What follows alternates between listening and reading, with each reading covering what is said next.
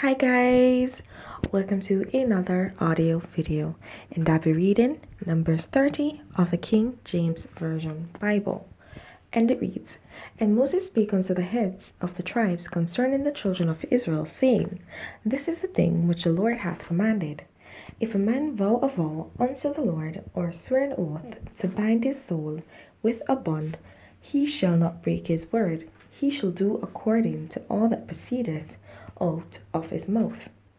If a woman also vow a vow unto the Lord, and bind herself by a bond, being in her father's house in her youth, and her father hear her vow, and her bond wherewith she hath bound her soul, and her father shall hold his peace at her, then all her vows shall stand, and every bond wherewith she hath bound her soul shall stand. But if her father disallow her in the day that he heareth not any of her vows, or of her bonds wherewith she hath bound her soul, shall stand, and the Lord shall forgive her, because her father disallowed her.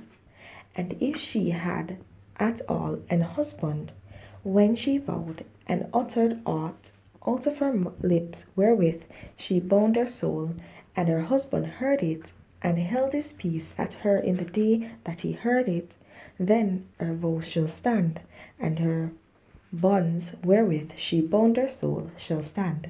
But if her husband disallow her on the day that he heard it, then he shall make her vow which she vowed, and that which she uttered with her lips wherewith she bound her soul, of none effect, and the Lord shall forgive her. But every vow of a widow and of her that is divorced, wherewith they have bound their souls, shall stand against her. And if she vowed in her husband's house, or bound her soul by a bond with an oath, and her husband heard it, and held his peace at her, and disallowed her not, then all her vows shall stand, and every bond wherewith she bound her soul shall stand. But if her husband hath utterly made them void on the day he heard them, then whatsoever proceeded out of her lips concerning her vows, or concerning the bond of her soul, shall not stand. Her husband hath made them void, and the Lord shall forgive her. Every vow and every binding oath to afflict the soul, her husband may establish it, or her husband may make it void. But if her husband altogether hold his peace at her from day to day, then he establisheth all her vows, or all her bonds which are upon her. He confirmeth them, because he held his peace at her in the day that he heard them. But if he shall anyways make them void after that he hath heard them, then he shall bear her iniquity. These are the statutes which the Lord commanded Moses between a man and his wife, between the father and his daughter, being yet in her youth in her father's house. Alright guys, so not much here. This is just speaking of the oaths that are made and the responsibility of keeping your vows and your oaths.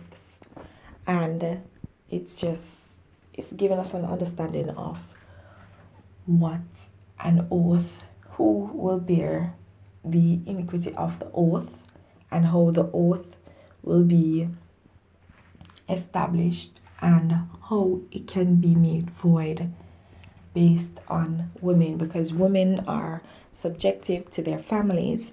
And so the father, if they're in their youth and they're in their father's house, then their father has that duty.